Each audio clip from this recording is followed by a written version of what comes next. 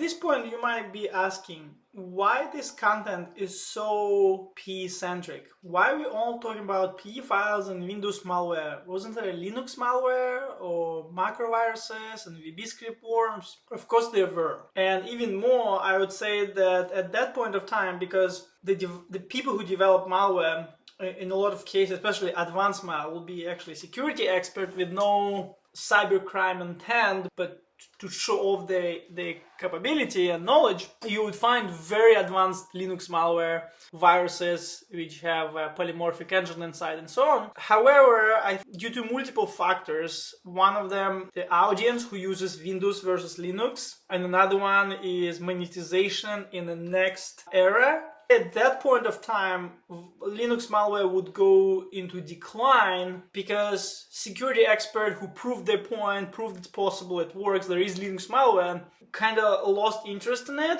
But then cyber criminals, and again, we're going to talk about the next era more, didn't pick it up as a viable vector of attack. Instead, Linux would be more affected by exploits, exploitation and privilege escalation of the web servers. That's where the Linux would be used the most. So I guess that even though Linux malware existed, even though there were very advanced Linux malware variants, they didn't really take off because they're mostly written by security experts to prove the point. Another reason why we're not really talking about it specifically Linux malware, at least at the moment, we will cover it later. Linux malware, and especially when we've talked about executable files, it's ELF or ELF files.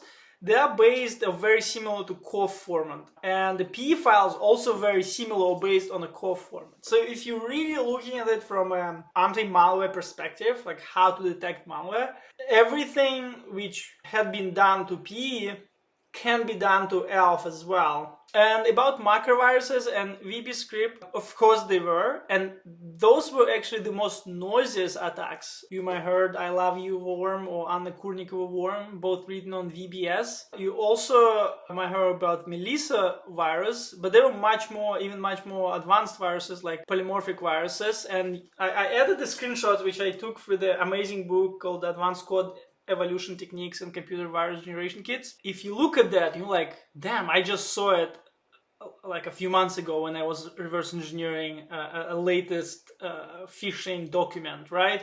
It looks exactly the same. All the obfuscation techniques, everything you see on that little snippet of the code is like that been developed in 90s. Of course, we used still in beginning of 2000s, and there was this class of macro viruses which would not just be a Trojan, but would be viruses which would infect other documents or templates as well, not just execute certain functionality. Because in the next era, cybercriminals would not find a right way to monetize it right away. These VBS and macro viruses were kind of in decline, and also were considered to be written by script kiddies, and that's where the word script kiddies came from, because those both are script languages. There were almost that notion that people who are writing it, not advanced enough, they don't know how to write real polymorphic engine.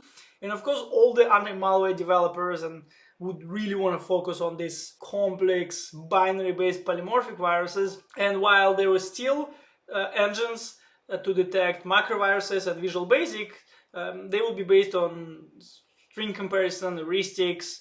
Of course, for document, they would need to also parse OLE2 format, but in general, I guess there was much less attention to the VBS and VBA viruses. While digging into this a little bit more, I found this very, very interesting quote from Graham Tully from 2001, where he responds to a reporter about Anna Kurnikova worm.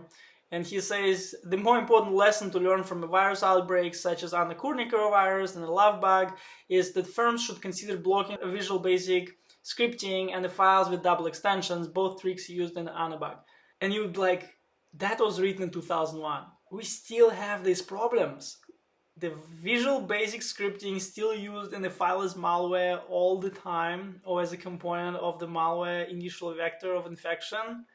And you still can see double extensions in attachments, zip archives, and so on. Wow, how does that happen that in 22 years we didn't solve that pretty obvious problem?